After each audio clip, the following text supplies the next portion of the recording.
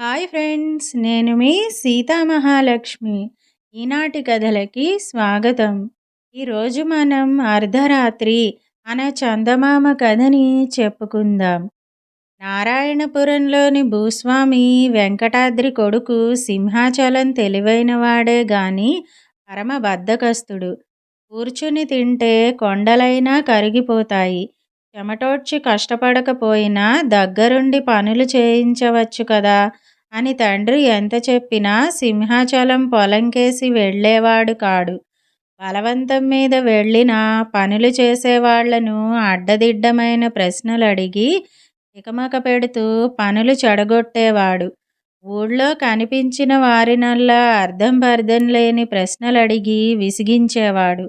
అందువల్ల సింహాచలాన్ని చూడగానే గ్రామ ప్రజలు పక్కకు తప్పుకోవడం మొదలుపెట్టారు. ఒకసారి దూరంలోని రాజవరంలో జాతర జరుగుతుంటే చూద్దామని పాలేరు మారన్నను వెంటబెట్టుకుని వెళ్ళాడు సింహాచలం.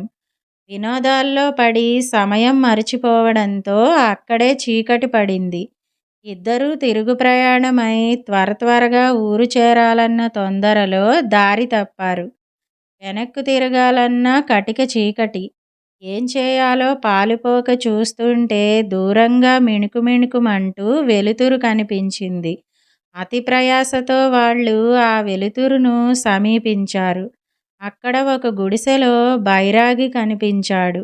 ఆయన్ను చూడగానే సింహాచలం, జనసంచారం లేని ఈ అడవి ప్రాంతంలో ఒంటరిగా ఏం చేస్తున్నావు? ఊరికి దూరంలో ఉన్నంత మాత్రాన బాధలు దూరమైపోతాయా?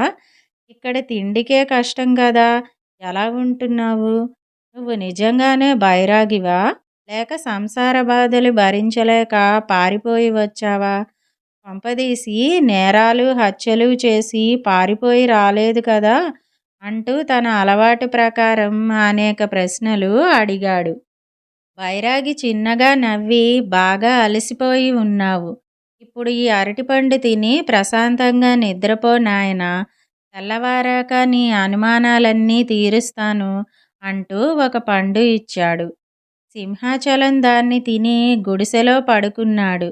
పాలేరు అతడికి కొంచెం పెడగా పడుకుని నిద్రపోయాడు. అంతలో సింహాచలానికి పొడవాటి చెట్లు బోలెడు కనిపించాయి. అంతేకాదు, అక్కడ పట్టపగలులా వెలుతురు ఉంది. సింహాచలం వడివడిగా వెళ్ళి ఆ ప్రాంతం చేరాడు. అతన్ని చూడగానే కొందరు పొడవాటి మనుషులు చెట్లపై నుంచి కిందికి దిగి గబగబా వచ్చి అతని చుట్టూ మూగారు.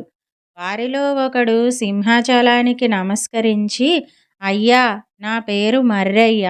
ఎంతో కాలానికి మా ఊరు వచ్చిన అతిథి మీరు. సూర్యుడిపల్లె తరపున స్వాగతం పలుకుతున్నాం. మా ఆతిథ్యం స్వీకరించండి అన్నాడు. మీరు చెట్లపై నుంచి దిగారు కదా, మరి మీ ఇళ్ళెక్కడా అని అడిగాడు సింహాచలం. మా ఊళ్ళో ఇళ్ళు చెట్ల మీద ఉంటాయి అని పైకి చూపించాడు మర్రయ్య. తలెత్తి చూసిన సింహాచలానికి పొడవైన చెట్ల మీద అందమైన పెంకుటిళ్ళు కనిపించాయి.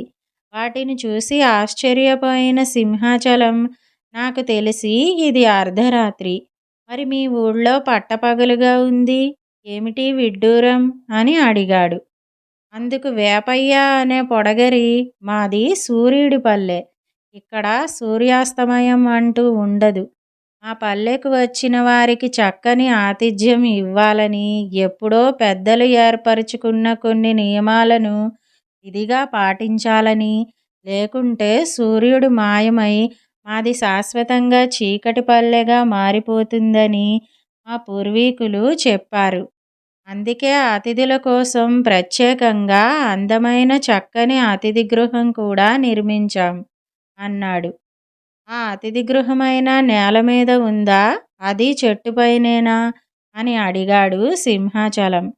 దాన్ని మిగతా వాటికన్నా మరీ ఎత్తున కట్టాం అని మద్దయ్య అనేవాడు సింహాచలానికి సర్వీ చెట్టుపైనున్న అతిథి గృహం చూపించాడు. నాకు చెట్టెక్కడం రాదు అన్నాడు సింహాచలం.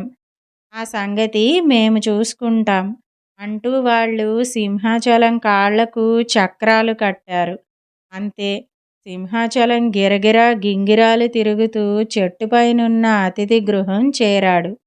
అతడి వెనకనే తక్కిన వారందరూ అక్కడికి చేరి అతిథి గృహంలో వెదురు బొంగులతో తయారు చేసిన అందమైన సింహాసనం మీద సింహాచలాన్ని కూర్చోబెట్టారు. అక్కడున్న రాళ్ల పొయ్యి చుట్టూ ఒక నల్లపిల్లి అటూ ఇటూ తిరుగుతూ కనిపించింది. ఆ పిల్లి వంక వింతగా చూస్తున్న సింహాచలంతో, బద్ధకస్తులను నల్లపిల్లులుగా మార్చి వాటితో మా అందరికీ వంటలు చేయిస్తుంటాం అన్న గంధమయ్య అనే మనిషి మాట విని అతడు ఉలిక్కిపడ్డాడు. అంతలో కింద కోలాహలం వినిపించి సింహాచలం తొంగి చూశాడు. అక్కడ చాలామంది నృత్యాలు చేస్తున్నారు. చాలా కాలానికి అతిథిగా నువ్వు వచ్చావు గనక మా వాళ్ళు ఆనందంతో పండగ చేసుకుంటున్నారు అన్నాడు మర్రయ్య. కింద ఉన్నవాళ్ళు సింహాచలాన్ని కిందికి రమ్మని ఉత్సాహంతో చేతులు ఊపారు. సింహాచలం మళ్ళీ కాళ్లకు చక్రాలు కట్టుకుని కిందికి దిగాడు. అక్కడున్నవాళ్ళు వెదురు పాత్రలలో ఉన్న రసం తాగుతూ ఒక పాత్ర సింహాచలానికి అందించారు. ఆ రసం రుచి చూసిన సింహాచలం, చాలా బాగుంది, అద్భుతంగా ఉంది. ఏం పానీయం ఇది? అవును, ఈ పానీయాన్ని పాత్రలలో నింపుతున్న ఆ ఇద్దరు మౌనంగా విచారంతో ఉన్నారెందుకు అని అడిగాడు వాళ్లను చూపుతూ. ఆ ఇద్దరు మౌనస్వాములే. 5 రకాల మధుర ఫలరసాలతో కొండతేనె కలిపి ఈ అద్భుత పానీయం తయారు చేశారు. అర్థం పర్థం లేని ప్రశ్నలతో మమ్మల్ని విసిగించే వారిద్దరి నాలుకలు కత్తిరించి మరిక ప్రశ్నలు వేయకుండా పానీయం తయారు చేసే పని అప్పగించాం. అలాంటి వారికి మేం విధించే శిక్ష ఇదే అన్నాడు చింతయ్య అనే పొడగరి. సింహాచలం భయకంపితుడయ్యాడు. అంతలో నిప్పుల వాన ఆరంభం కావడంతో వారందరూ పట్టరాని ఆనందంతో నాట్యం చేయసాగారు. నువ్వు రావడం వల్లనే ఈ నిప్పుల వాన కురుస్తోంది. మేము నీకెంతో రుణపడి ఉన్నాం. ఏం కావాలో కోరుకో, తప్పక తీరుస్తాం అన్నాడు మర్రయ్య. నన్ను వెంటనే మా ఊరు చేర్చండి, అది చాలు. లేకుంటే ఏదో ఒక చెట్టుకు ఊరిపోసుకుంటాను అన్నాడు సింహాచలం. అంత పని చెయ్యకు, నువ్వు కోరినట్టే మీ ఊరు పంపుతాం అంటూ నలుగురు పొడగరులు సింహాచలాన్ని ఎత్తి పట్టుకుని గిరగిరా తిప్పి విసిరేశారు. సింహాచలం గాలిలో పల్టీలు కొడుతూ కాపాడండి, కాపాడండి అని బిగ్గరగా అరవసాగాడు. పక్కనే పడుకున్న పాలేరు మారన్న సింహాచలాన్ని తట్టి లేపుతూ, ఏమిటి బాబూ, ఏదైనా కలగన్నావా అని అడిగాడు. కళ్ళు తెరిచిన సింహాచలం, అవును కలే, పీడకల అన్నాడు గాఢంగా నిట్టూరుస్తూ. ఆ తర్వాత అతనికి నిద్ర పట్టలేదు. గుడిసె నుంచి వెలుపలికి వచ్చాడు. వణికించే చలిలో ఒంటికాలిపై నిలబడి ధ్యానం చేస్తున్న బైరాగిని చూసి విస్తుపోయాడు. తెల్లవారుతుండగా కళ్ళు తెరిచిన బైరాగి కాళ్లపై బడి మొక్కాడు సింహాచలం. బైరాగి అతన్ని మందహాసంతో లేవనెత్తుతూ, నీ సందేహాలకు సమాధానాలు లభించాయా నాయనా అని అడిగాడు. సింహాచలం అవునన్నట్టు తలూపాడు. కాలం దైవ స్వరూపం, బద్ధకం పరమ నీచ స్వభావం. అనవసరమైన వాచాలతతో కాలాన్ని వృధా చేయకుండా సద్వినియోగం చేసుకో అని దీవించాడు బైరాగి. పాలేరుతో కలిసి ఇంటికి తిరిగి వచ్చిన సింహాచలం ఆ రోజు నుంచి కనిపించిన వారిని అడ్డమైన ప్రశ్నలతో వేధించడం మానేశాడు. బద్ధకం వదిలి కష్టపడి పనిచేస్తూ తండ్రి చెప్పినట్టు నడుచుకుంటూ అందరి చేత ప్రయోజకుడు అనిపించుకున్నాడు. ఇదండి అర్ధరాత్రి అనే చందమామ కథ. ఈ కథ కనుక మీకు నచ్చినట్టయితే లైక్, షేర్, కామెంట్ చేయండి. మరిన్ని మంచి కథల కోసం మా ఛానల్ను సబ్స్క్రైబ్ చేసుకోండి. మళ్ళీ మరొక మంచి కథతో కలుసుకుందాం. అంతవరకు వింటూనే ఉండండి ఈనాటి కథలు.